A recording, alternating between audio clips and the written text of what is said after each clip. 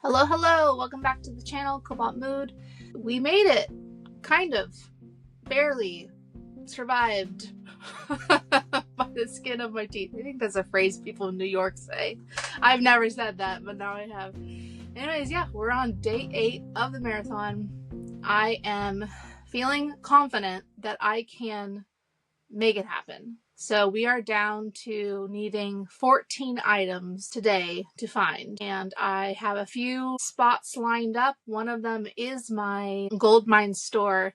I got intel that they pull items in restock on Tuesdays. It is luckily Tuesday, so we are going to hit that spot, and I might just get everything there. So yesterday I definitely took it easy. The ship was going down and I didn't give a shit. Okay, bad joke. Yeah, I just went very slow. I was nauseous most of the day. I still completed everything, but I did end up cutting out shipping all the items I showed off yesterday. Luckily, because I have 2-day handling, I could afford to save it all for today because this is actually when they're due to go out. So I actually packed this morning before recording today's video. I was starting to feel better around like 5:30 yesterday, so that is when I left to go to a thrift store. I just told myself, just go to one, because getting something will be better than nothing. And I told myself, if you find something in this one thrift store, doesn't matter if it takes you 10 minutes, you get to go home after. Like I wasn't going to push it.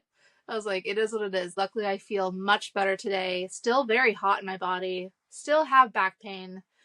But my head is no longer pounding from a headache, and that is really the biggest blessing, because when my head is not in it, that is what makes the journey very difficult. Okay, so for today, I am going to show off. I actually got 6 items yesterday from that one store, and the thrift gods really did me a solid because they gave me items that I recognized. Either I recognized for the indicators of value that I've been teaching you guys for the last few days, or items I've actually picked up before. So it was a quick grab and go. I didn't even bother looking them up in the store. I actually just looked them up before starting this call so I could, give you guys information about it. Okay, so let's go ahead and dive into some plush. I'm going to show what I picked up yesterday. And also, right before I started this call, I got a sale that I want to show you guys. So you might remember this guy. He is a Douglas Springer Spaniel is what he's called. I talked about him in one of my videos earlier where he basically sold like right away after I listed it. And I was waiting to see if that buyer paid. Well, sure enough, they waited exactly 4 days and then canceled the order or didn't pay. And then I canceled, something like that. And then I immediately blocked them because I'm like, what a waste of time. When I relisted this guy, I was thinking like, he did sell very fast. I mean, I did put him at the low end of the market because the fur is a bit matted down here, even though he is still soft. I felt like that was fair just to put him on the lower end. So yeah, I did think about raising the price and I recomped him, and yeah, I just still felt like what I had him listed for, which was $55, was still fair.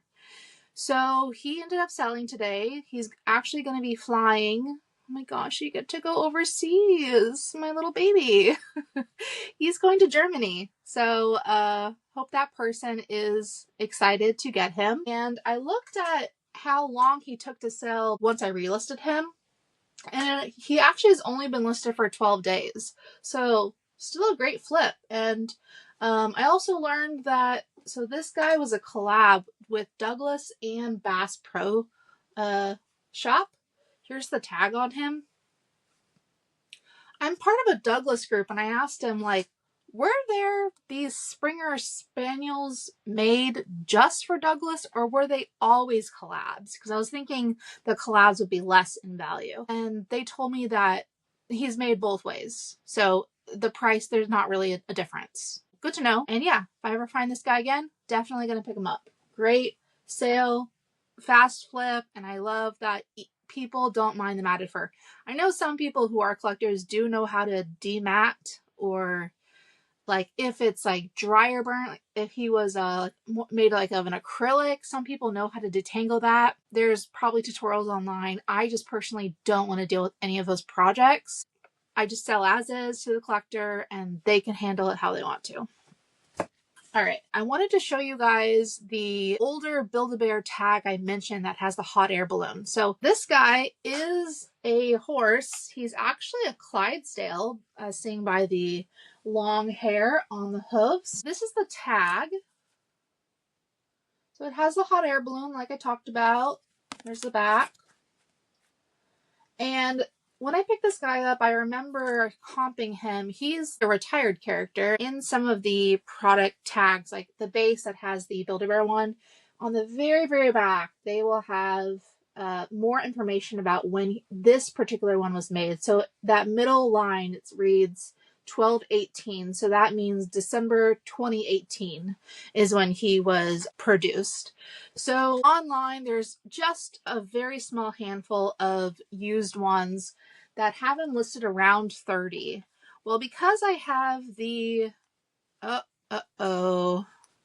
I just felt his hoof and I felt something hard in there, which means he has a sound box in him that no longer works. This is not great.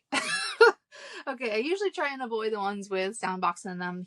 It's sewn in. You'd have to go back to Build-A-Bear and get them to remove it. What I was going to say right before I found the sound box just then is that because I have the tag, I believe I can sell him for a bit more than the current used ones. So I was thinking about pricing him around $45, $50. Maybe stick to 45 and just notate the sound box. Okay, so yesterday in my 6 items, I found another Mariah Elizabeth dinosaur, still in awesome condition. There's only one little spot on here, very, very small. I don't know if you guys, yep, this little orange spot looks like somebody grabbed it with a Cheeto. Yeah, I don't know. Maybe I'll be able to get it off, but I'll just probably take a photo of it and somebody else can clean it. But it's so small, like I doubt it's really going to affect the price this item goes for, which I usually has been selling it for around $45 with like $12 ship. All right, so in middle school, I learned about this fish. It's called a lionfish, and it is apparently very venomous. And for whatever reason, learning that fact, seeing this fish in a tank, I just remembered it and it's locked in. So when I was looking at the toy section, this guy was crammed underneath a bunch of plastic toys. And he's all plush. Here's the tag. He's by Gans. I just looked at this character. I'm like, all right, guys, it's weird. It's unique. It's colorful. It's made to look realistic. This guy has to be worth money. So when I looked him up, there's, again, only a few listed that I could find off my initial search, and he goes for about 40 bucks. So, yeah. This guy is just awesome. I just love the way that they made this guy. All right, so last one I picked up, again, did not look it up. There actually has been this white terrier has been at this thrift store. I keep picking it up and then putting it down because the hair is gross on it and it doesn't have a tag on it. So it really could be any creator. And sometimes with dogs, if it's not a really interesting breed, the brand can mean more on being able to sell it or not, because Douglas, for example, has a very large collector market of all different ages. So anyways, as I was bending down to make sure that was the same one that I've been avoiding the last few times going to this thrift store, I saw out of the corner of my eye this beauty. Looked very similar. Grabbed it. It was on the bottom shelf. Pull it out. It's so soft and furry on the bottom. And what do you know? This is what I saw. I just saw the red border and I was like, grabbed it. So it wasn't until I got to checkout that I saw that this guy actually still has the hang tags. So this is going to increase the value for me, and I appreciate that. So this is considered a medium-sized Douglas dog. This being a terrier does make it more unique and desirable. So I knew that I had a good one, and with the current texture of the body, I was like, oh, somebody will pay a pretty penny for this guy. So what I want to tell you guys before I give you the numbers, for looking up Douglases. So I showed you on the Clydesdale the last tag to find the year. So Douglas actually has the same feature. So you have the first initial red, then you have the next one's ages on the bottom, and then back here usually is where it's made. In Douglas, it's usually either Indonesia or China. Then if you keep flipping and you get to the very, very last tag, it is smaller than the rest. You will see that they have item number up here. So that you can actually type into eBay or Google. You just write Douglas, dog, and then the number. So this one's 2046. And this is very helpful for some of the like common dogs, like for example, the Golden Lab. That has been made so many times, and there's been different versions of it, and the collectors really like the different years. So if you get one that has that item number on it, it helps you sell the item because you can put the year. So the very top is the item number, and then the second line usually has the year. So this one says manufacture date 11/2020. In your title, you're going to want to put the year. Sometimes I'm just going to make this up. Let's say the 2019 yellow lab is named Penny, but then the 2014 version is named Clark. So that is another way that you can differentiate your yellow lab from everybody else listing, is if you have the actual name of the dog in it, or you have the year, or both really, in the title. Okay, so I did the same with this guy because there were a few terriers listed and I wanted to find out if he has a name. Turns out his name is Romeo, very sweet, and he is a West Highland Terrier. A lot of the listings I saw did mark him as rare and hard to find, which are both keywords that I work for me. Hard to find, I just write as HTF. And with this one, I can put new with tag, so NWT. And I have the year 2020, so I can make a pretty complete listing off of this guy. And for the price, the used ones without the tag go for about $50. So with the tag, I'm probably going to price him between $75 to $80 to start, maybe even a little bit higher. So just so I have more room to negotiate. And yeah, just beautiful dog. I just was so thankful that this was at the thrift store because I didn't have to think about it. I was only there for maybe 20 minutes, and I actually looked at the time when I was driving home and I was like, well, it's 6:30 now. There's stores over here that end at 8, so like you still have time to go. But then I was like, you already negotiated this and you are going home.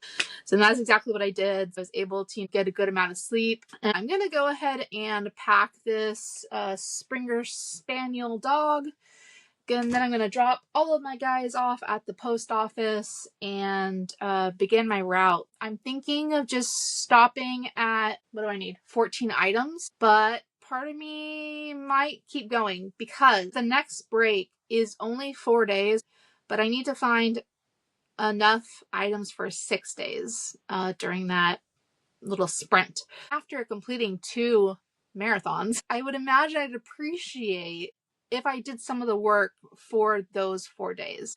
Basically, just give a gift to my future self. That's what we're looking at. That's it. Hope it was helpful. And let me know, guys. It would be interesting to hear from you. You've spent a week with me now, learning some indicators of value. A lot of these are brands that I find in my area, but you know, Douglas is everywhere. Gans is everywhere. Mariah Elizabeth is everywhere. So I'd be interested to hear if you find any that I've talked about, or if you found a cool item and you used your own indicators of value and what those are. Like, please post it, share it. I'd be really curious to hear about it. Take care, everyone. Talk to you tomorrow.